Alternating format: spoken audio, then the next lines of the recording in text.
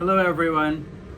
As you will have read by now on Big Sky or Facebook, we won't be having the second synchronous session today as scheduled in consideration of any possible disruption in the broadband connection due to the scheduled submarine cable repairs taking place from the 25th to the 30th of September 2020. What we will have instead are two short videos on Philippine history with a special focus on pre-colonial connections with Indianized cultures, and the podcast going over part one of our two-part topic, historical background and overview of Philippine external relations. And that particular part itself will be broken down into three segments. So, given the focus in the two videos on the pre-colonial period, you will hear just some clarifications and qualifications on this segment of the podcast, which is in a Q&A format hosted by former DJ Stephanie Suarez. In the other two segments, the Spanish colonial period and the short-lived Philippine Republic, many of the familiar elements you are expected to know from your high school experience in the Philippines will be glossed over in favor of a focus on the interactions by the Spanish authorities and by the inhabitants of the islands with external forces. By the end of the week 3 podcasts, you will have enhanced your basic knowledge on the different historical elements that affected the development of the modern nation of the Philippines all the way up to inception through the crucible of the revolution against Spain. So excited? Let's all dive in. Welcome, FIFAC students, to week 3. This is Derek Atienza. You're expected to have seen the two YouTube videos on Philippine history prior to tuning into this podcast. If you haven't yet, please press the pause button, check out those two videos first, and then come back.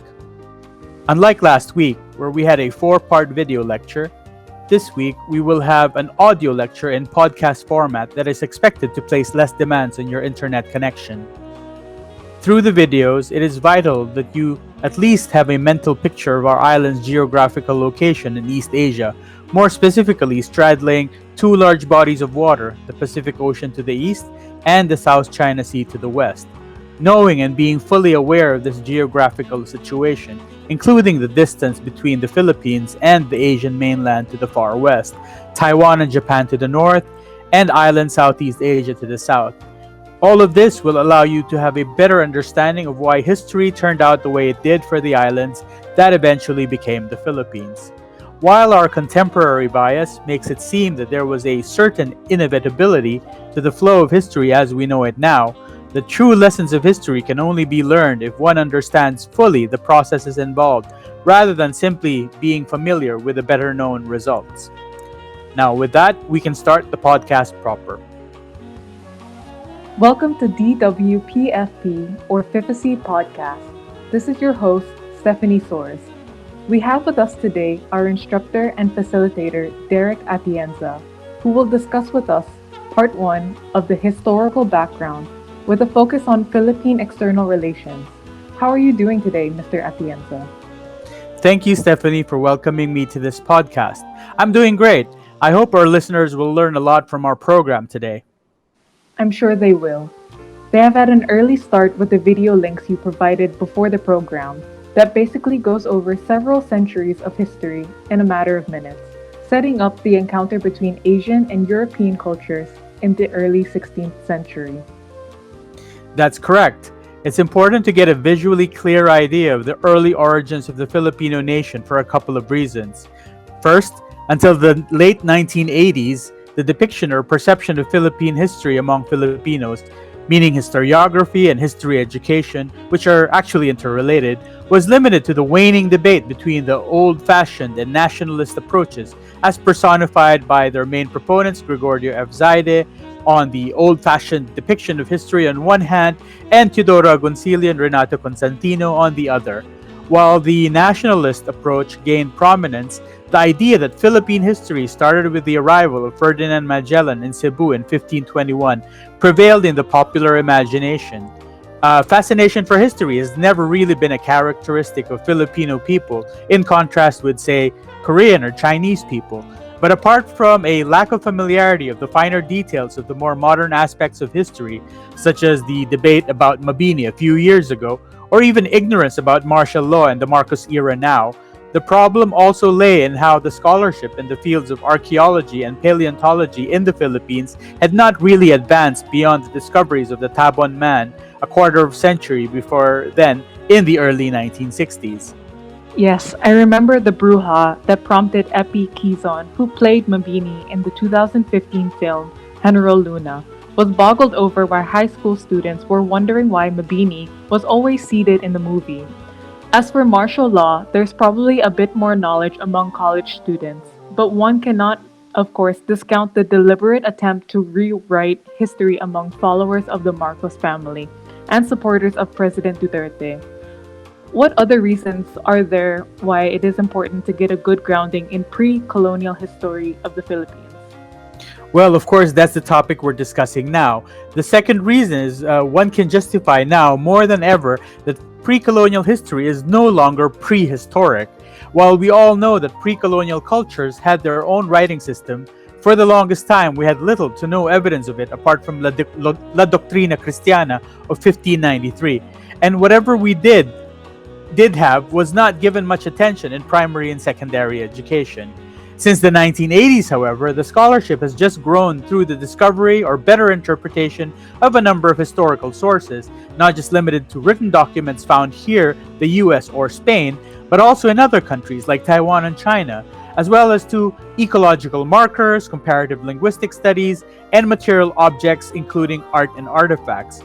Thanks to the research being done by Philippine scholars here and elsewhere, archaeology and paleontology have pushed the bounds of what we know, not only about these islands, but also the larger region. In the last 15 years alone, revolutionary discoveries in Kalinga and Cagayan Valley up in the north of Luzon show the presence of early hominins in the century to in the country to as early as 709,000 years ago, and to humans some 67,000 years ago, as we've seen from the archaeological evidence of a new species named Homo luzonensis in the Callao Cave. So essentially, we are talking about humans settling in these islands just 3,000 years after they left Africa. That is indeed fascinating. That essentially predates the arrival of Negritos or Austronesian people, which comprise the majority of modern day Filipinos, whom we also call Malayo Polynesian. I'm not an expert, but that indeed seems to be the case. It's harder to pin down the origins of our compatriots or kababayan, broadly referred to as Negrito, who are, by the way, not all from the same origin. We just see them as all coming from perhaps one place like Africa. But actually, they have diverse common traits with Andamanese and Melanesian peoples. But for Austronesians, there is a general agreement that Austronesian-speaking peoples, like all we're talking about, the languages, practically all languages of the Philippines are Austronesian languages, that the peoples came out of southeastern China to Taiwan in 4000 BCE, then moved from Taiwan to Luzon in 3000 BCE. Now, from Luzon, they migrated southeast to the rest of the Philippines and into the islands of the Celebes Sea, which is even further south than Mindanao, to Borneo and to Indonesia. These same Austronesians that spread westward through maritime Southeast Asia also colonized parts of mainland Southeast Asia. And after this, it gets even more diverse. Austronesians colonized the northern Mariana Islands, where Saipan is now, by 1500 BCE, and Palau and Yap by 1000 BCE. So that's 1 century before the current era that we're in, becoming the first humans to reach Vanuatu, Fiji, Palau, and other parts of remote Oceania. At the same time, there was a migration to New Guinea Island, going further east to the Bismarck archipelago, which are islands to the north east of New Guinea, and to New Caledonia. Based on genetic evidence, inhabitants of the Philippines also reached the Polynesian islands of Samoa and Tonga by around 900 to 800 BCE. Another branch of the Austronesian expansion into Polynesia reached the Cook Islands, Tahiti, and the Marquesas by 700 CE. Hawaii by 900 CE, Rapa Nui by 1000 CE, and New Zealand by 1200 CE. But this would no longer have any connections with the direct connections with the Philippine Islands. But you can marvel at the expanse and connections these islands in the Pacific have directly or indirectly with more distant locations from the Philippines. I've also heard how Filipinos expanded into the Indian Ocean, like Madagascar. You're absolutely right, but perhaps not Filipinos as we know them, but Austronesians related to Filipinos who were then located in maritime Southeast Asia. They expanded, reaching Madagascar circa 50 or 500 CE. These were most likely Indonesians, or what we would now know as Indonesians, who sailed directly west across the Indian Ocean from Java, the island of Java, to Madagascar, passing through the Maldives, where evidence of old Indonesian boat design and fishing technology persists until the present. Now, based on this out of Taiwan theory, that's what they call it, out of Taiwan, which has had more or less conventional acceptance among contemporary scientists, the pre-Han, as you know, the majority or 97%, I think, of Chinese of mainland China are actually comprised by Han peoples.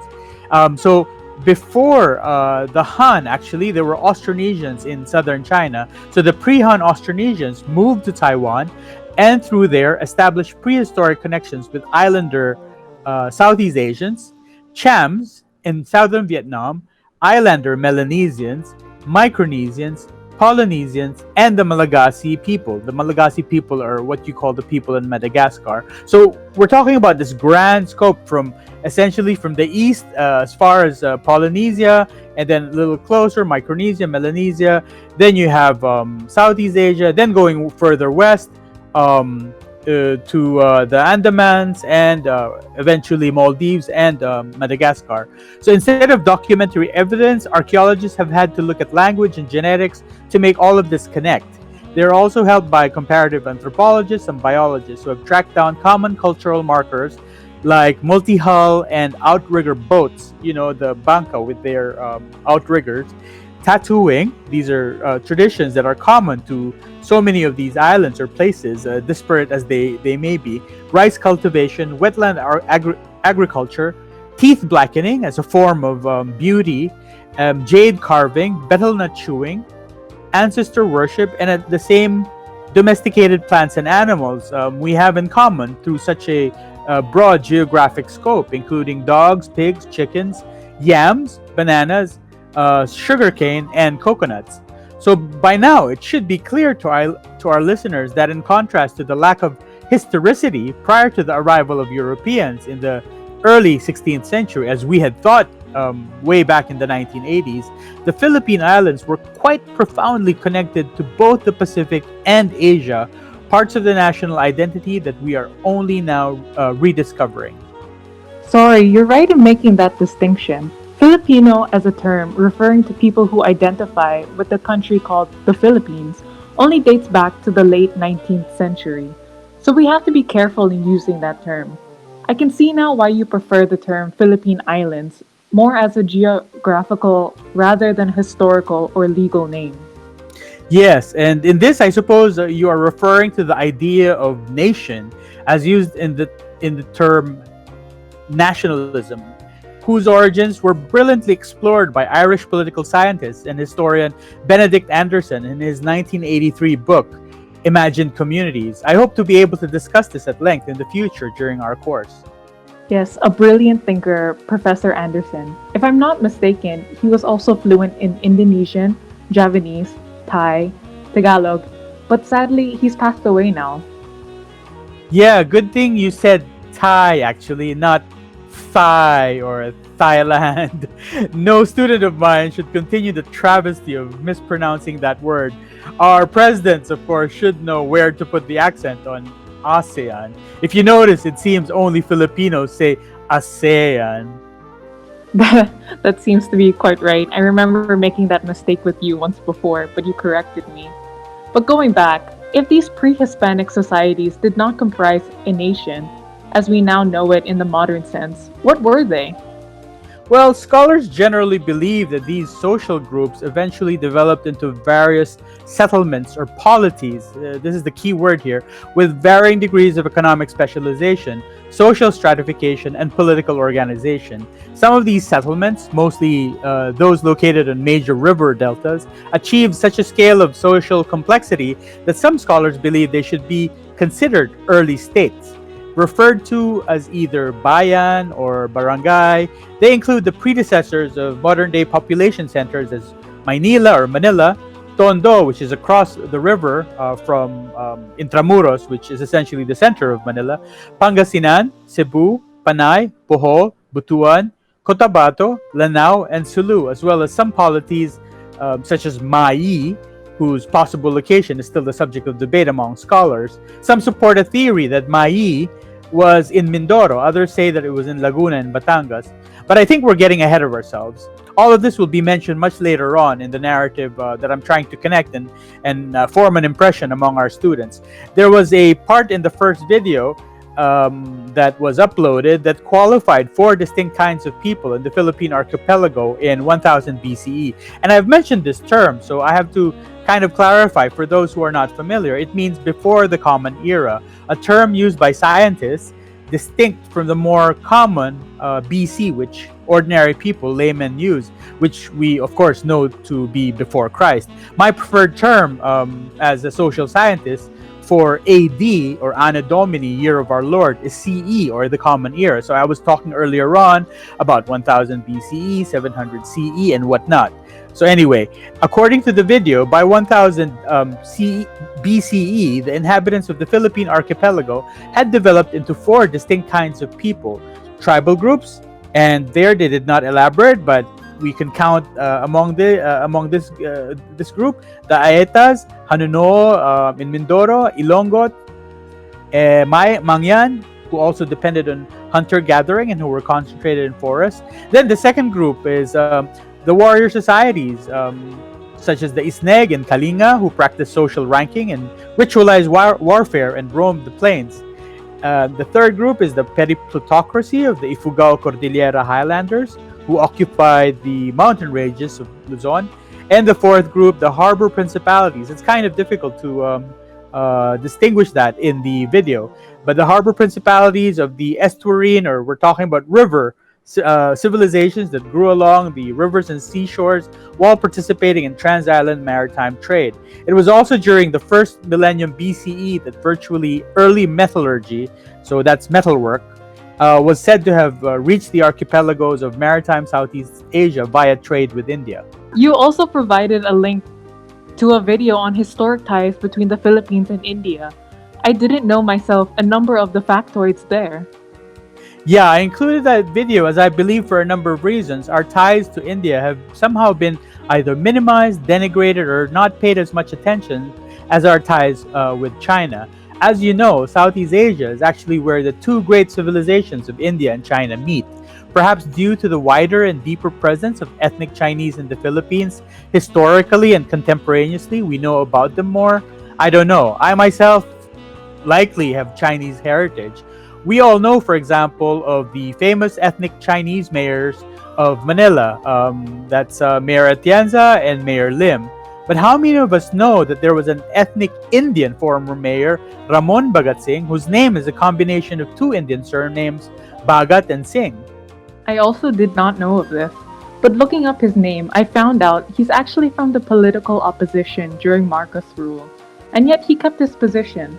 It was during his 5 terms Manila reached the height of its stature and prestige, becoming the center of the country's art, music, cinema, pop culture, and fashion scene with the advent of the so-called disco craze, the popular Manila sound, and classic films of the era such as Manila sa Mga Kuko ng Liwanag and Manila by Night. During this time, Manila also hosted the Miss Universe pageant of 1974 and Thrilla in Manila, boxing match between Ali and Frazier in 1975. So just how long is the Philippines' association with India during the pre-colonial times? Well, the exact scope and mechanisms of Indian cultural influences on early Philippine polities are still the subject of some debate among Southeast Asian historiographers, but the current scholarly consensus is that there was probably little or no direct trade between India and the Philippines. And Indian cultural traits, such as linguistic terms and religious practices, filtered in during the 10th through the early 14th centuries, through early Philippine polities relations with the Hindu Majapahit Empire. And let me clarify at this point, more the Hindu Majapahit Empire and not so much the Srivijayan Empire. The Philippine archipelago is thus one of the countries, and others include Afghanistan and southern Vietnam, just at the outer edge of what is considered the Greater Indian Cultural Zone. So, apart from India, what other cultures or civilizations did the Philippines have some kind of external relations with in the pre-colonial period? So let's start with mainland China and Taiwan, with which we traded jade, and I think that was mentioned in the video. Then there's the Iron Age maritime trading network associated with the Austronesian peoples of the Philippines, Vietnam, Taiwan, as well as most of northeastern Borneo and southern Thailand as part of the interaction between Sahuin and Kalanai and Masbate from 400 BCE. Now, perhaps you're familiar with the Laguna copper plate inscription, which was discovered in 1989. From that famous artifact, we see that the culture of Manila Bay was an amalgamation of Hindu and Old Malay culture, similar to that of Java, in particular the Mataram Kingdom in central Java, peninsular Malaysia, and Sumatra at that time.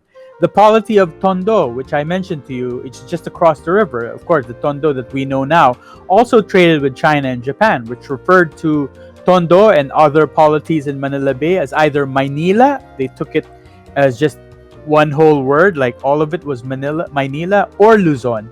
And the seafaring people of the area were called Lusons. Well, actually, you should know it's Portuguese. By the Portuguese in Malacca, who were then actually trading out of Malacca for their fame as traders and mercenaries in Burma, Malacca, and Timor. China and Japan were also the major trading partners of Caboloan, which is what Pangasinan was called from the early 15th to the late 16th century. And of course, what I had already mentioned, Mai, together with Ryukyu, which is today's Okinawa. This would have taken place during the Sengoku or Warring State period in Japan, at a time where Europeans were starting to make their presence felt all throughout Asia. In China, this would have taken place during the Ming Dynasty. But what about links with the Arabicized Islamic territories in maritime Southeast Asia? It wasn't just the Indianized cultures that dominated the Manila area, right? Well, not just Muslim cultures. Even earlier than Islam, there were supposedly stragglers of the Buddhist Srivijayan Empire that escaped to Panay, but there are some doubts about the veracity of that account. Then there were the remnants of the Hindu Chola dynasty, a Tamil. When we say Tamil, we're talking about Tamil Nadu. We're the southern tip of India, just across Sri Lanka. So the Hindu Chola dynasty, a Tamil thalassocratic. That's a bit of a big word, but thalasso means ocean or sea, and cratic is, of course, democratic. So it was a thalassocratic empire that was one of the longest ruling dynasties in the world. I think from 300 BCE to 1200 CE. So the remnants of this dynasty fled the island of Sumatra and eventually founded the Rajanate of Cebu. And it's this Rajanate that allied itself with the similar Indianized Rajanate of Butuan and Indianized Kutai in South Borneo, and fought against the Arab slave traders of Maguindanao. It is the same Rajanate that was trying to quell the rebellion of the famous, of course, we all know, Datu Lapu-Lapu when Magellan arrived.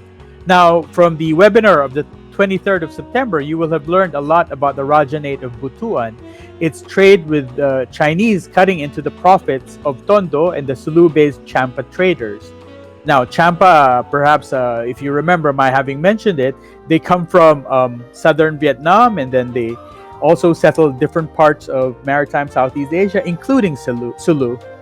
Now, speaking of Luzon and Sulu, the Hindu Empire of Majapahit briefly ruled over Luzon Island and the Sulu archipelago, as recorded in the epic poem Nagara Kret Tagama, which stated that they had colonies in the Philippines at Saludong, which was the old name for Manila, and Sulut, which is the old name for Sulu, until these colonies decided to break away and establish themselves, and of course, keep the profits for themselves in the trade that they were able to get at that point. Eventually, both Buddhist and Hindu presence, essentially the Indianized presence in the islands, would give way to the arrival of Islam, which established itself in the decades starting from the late 14th century through sultanates that were established in Sulu, Lanao, and Maguindanao. So you can see Islamic presence becoming more prominent not only in the islands between Mindanao and Borneo, but also on the mainland of Mindanao itself. With the expansion of Islam, the former state of Brunei became Muslim, establishing itself as a half Arab, half Visayas sultanate in northern Borneo through the Bolkiah family in the late 15th century. So anyway, earlier, just wanted to make a distinction just so that you can remember, when you talk about Raja, just think of the word Maharaja and you think that it's an Indianized polity or state. But when we talk about Sultan or Sultanates, for example, then we're talking about Arab or Muslim polities. This is all very fascinating information you're providing me.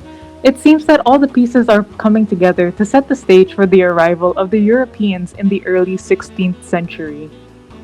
Well, with the foresight of what we know now, it does seem to be the case. But as I said earlier on, the way we view the flow of history, and in this case, fitting into a kind of confluence of what we know very well. As I mentioned earlier on, references to Lapu-Lapu, the arrival of the Spaniards in Manila. So all of this, because we know something, how it connects with the new information, connecting with the old information, very familiar information, and making that seem as if there's a kind of finality or a kind of inevitability to the flow of history is what we call a contemporary bias. It is best to become equally familiar with all the historical elements without necessarily assuming there is a kind of inevitability to the outcome we now know.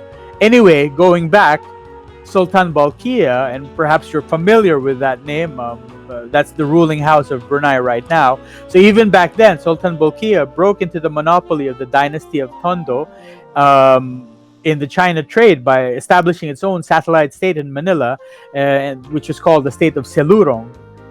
Eventually, it was called the state of Maynila. So all in all, you can see the freewheeling exchange of trade, culture, religion, languages, and ethnicities before the concept of nation states took hold in Southeast Asia in the 16th and 17th centuries. But that seems like a story for the next podcast. So I'll be inviting our listeners to tune in for that, coming right after this one. But for now, we're signing off on the segment on the pre-colonial period for today's Week 3 podcast.